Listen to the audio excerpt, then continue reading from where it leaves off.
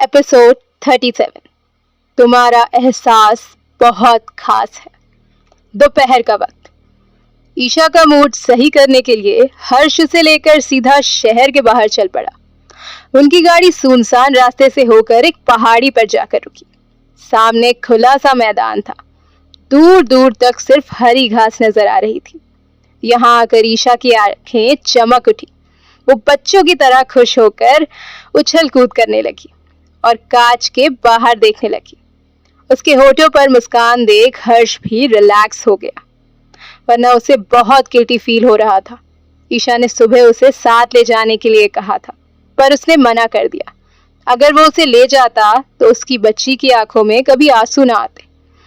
गाड़ी रुकते ही ईशा उछलते हुए बाहर दौड़ पड़ी। उसने इतनी हरियाली और इतना बड़ा मैदान कभी नहीं देखा था। हर्ष भी उसकी एक्साइटमेंट देखकर हंस पड़ा। ईशा का साथ देने के लिए माही भी आ गई और दोनों भूल चुकी थीं कि कुछ देर पहले क्या हुआ था। अक्ष हर्ष के पास आकर खड़ा हुआ तो उसने कहा, काम हुआ? ऑलमोस्ट, अक्ष ने शैतानी मुस्कान के साथ कहा।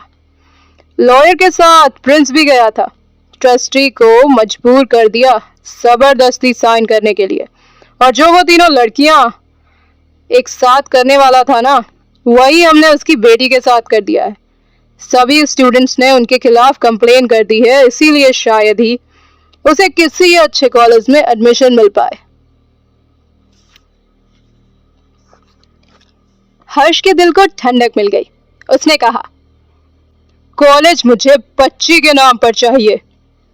अक्ष ने मुस्कुराते हुए सिर हिला दिया। ईशा ने दूर से चिल्लाते हुए कहा, अंकल आओ ना जल्दी। हर्ष ने ना में हाथ हिला दिया तो ईशा कमर पर हाथ रख उसे घूरने लगी। ये देख हर्ष ने गहरी सांस ली और उसकी तरफ चल पड़ा। आखिर कैसे वो ईशा की बात टाल देता। माही ने अक्ष को भी बुला लिया। वहीं आना खाली आंखों से सामने देख रही थी। वो इस वक्त गाड़ी के बोनट पर बैठी थी। हवा की वजह से उसके बाल चेहरे पर आकर बिखर रहे थे। तभी एकदम से उसके सामने एक जूस की बोतल आ गई। ऐना ने नजरें घुमाई तो नमन खड़ा उसे बोतल देने के लिए और उसे बोतल से जूस पीने के लिए कह रहा था। ऐना ने बोतल लेने के लिए जैसे ही आगे हाथ बढ़ाया, नमन ने उसे पीछे खींच लिया। ठंडी सांस छोड़ते हुए ऐना ने कहा, तुम्हें खेलना है क्या? नमन ने मुस्कुराकर ना में सिर हिला दिया और बोतल खोलकर उसके सामने कर दी। ऐना ने मुंह बनाकर बोतल पकड़ उसे मुंह से लगा लिया। नमन भी उसके पास आकर बैठ गया। उसने कहा, अपने पेरेंट्स को मिस कर रही हो? यह बुरा लग रहा है कि बॉस की तरह कोई तुम्हें प्रोटेक्ट करने के लिए नहीं था। सभी लोगों को इतनी गहरी नजरों से ऑब्जर्व करते हो या फिर मैं स्पेशल हूं? ऐना ने बिना उसकी तरफ देखे आराम से कहा। नमन हंस पड़ा और उसने ऐना की तरफ झुककर बहुत गहरी आवाज में कहा, तुम ही स्पेशल हो, और वो भी बहुत ज्यादा। खुश? ऐना को एकदम से खांसी छूट गई। नमन खुलकर मुस्कुरा दिया और उसकी पीठ सहलाने लगा। शांत होते ही ऐना ने उसे घूर कर कहा, कुछ ज्यादा फ्री नहीं हो रहे हो मेरे साथ? और भी हो सकता हूं अगर तुम चाहो तो, नमन ने बेशर्मी से कहा। तो ऐना ने उसके कंधे पर एक मुक्का मार दिया। नमन हंसने लगा।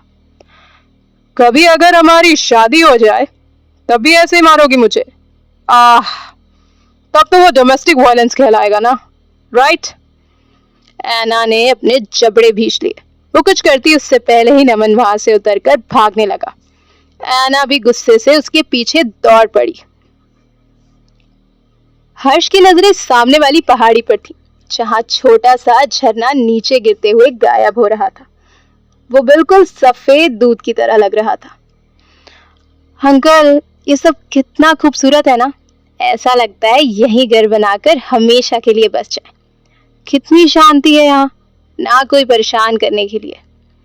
ईशा ने खोई हुई आवाज में कहा। सच कहा तुमने, पर यहाँ किसी की आवाज नहीं है। परेशान करने के लिए। हर्ष ने कहा और ईशा की तरफ देखा। ईशा एकदम से हर्ष को पकड़कर उसके हाथ ऊपर उठाते हुए होठ से लगा लिया। हर्ष हैरानी से, बच्ची, तुम हर वक्त मुझे चौंका रही हो। ईशा नाक से गोद लेती है। आप खुश क्यों नहीं होते अंकल? क्या आपको मेरा ऐसा करना गंदा लगता है? ये डायलॉग मेरा होना चाहिए ना। हर्ष का मुंह खुला का खुला रह गया था ईशा की बात सुनकर। उसे भला क्यों ही बुरा लगता? वो खुद चाहता था उसकी बच्ची हर वक्त उससे चिपकती रहे। आप आज बता ही दो मुझे, आपको मेरा छूना पसंद है या नहीं? ईशा ने अपनी आवाज मजबूत कर पूछा। हर्ष ने गहरी सांस ली और ईशा का हाथ पकड़ होठ से लगा लिया। तुम्हारा छूना, तुम्हारा एहसास मेरे लिए बहुत ज्यादा खास है। इन खूबसूरत यादों को अपनी यादों और दिल में सपेट लेना चाहता हूँ बच्ची। हर्ष ने उसके कंधे पर सर टिकाते हुए कहा और अपनी आंखें सुकून के साथ बंद कर ली। ईशा ने अपना दूसरा हाथ हर्ष के गाल पर रख दिया। उनसे कुछ ही दूरी पर अक्ष और माही साथ थे। अक्ष माही की गोद में सर लगकर लेटा हुआ था। माही धीरे धीरे उसके बालों में उंगलियां चला रही थी। एकदम से उसने न जाने क्या शरारत सूझी और घास का टुकड़ा उठाकर हर्ष के कान की तरफ बढ़ने लगी। जैसे ही वो उसे अक्ष के कान पर रखती, अक्ष करवट लेकर उसकी कमर पर बाहें लपेट ली और चेहरा पेट में छुपा लिया। माही सहम उठी। अक्ष धीरे धीरे उसके पेट पर अपना चेहरा रगड़ने लगा, जिससे माही को गुदगुदी महसूस हो रही थी। वो अपना चेहरा कंधे में छुपाकर खुद को शांत करने की कोशिश करने लगी, लेकिन अक्ष हरकत पर उतर आया था। उसने एकदम से अपना हाथ उसके पेट पर चलाना शुरू कर दिया। माही ने फौरन उसका हाथ पकड़कर कहा, अक्ष, मत करिए ना, खुदकुदी हो रही है मुझे। अक्ष ने आंख खोलकर उसके पेट पर होठ रख चूम लिया और फिर चेहरा घुमाते हुए ऊपर देखने लगा। बादलों से घिरा सूरज हल्की सी अपनी चमक उसकी आंखों में चुभो रहा था। इसीलिए माही एकदम से अपना चेहरा उसके चेहरे के ऊपर कर धूप का साया उस पर बंद कर देती है। अक्ष मुस्कुरा दिया। उसने अपनी जेब में हाथ डाला और एक चॉकलेट निकालकर माही के सामने कर दी, जिसे देखते ही माही इतनी खुश हो गई जैसे ताजमहल खरीद दिया हो अक्ष ने उसे। वो सभी लोग अनजान थे उस नजर से जो कहीं ना कहीं छुपकर उन्हें देखे जा रहा था। To be continued. आगे की कहानी जानने के लिए सुनते रहिए लव यू अंकल, सिर्फ और सिर्फ अल्फाजों के सफ़रनामा पर।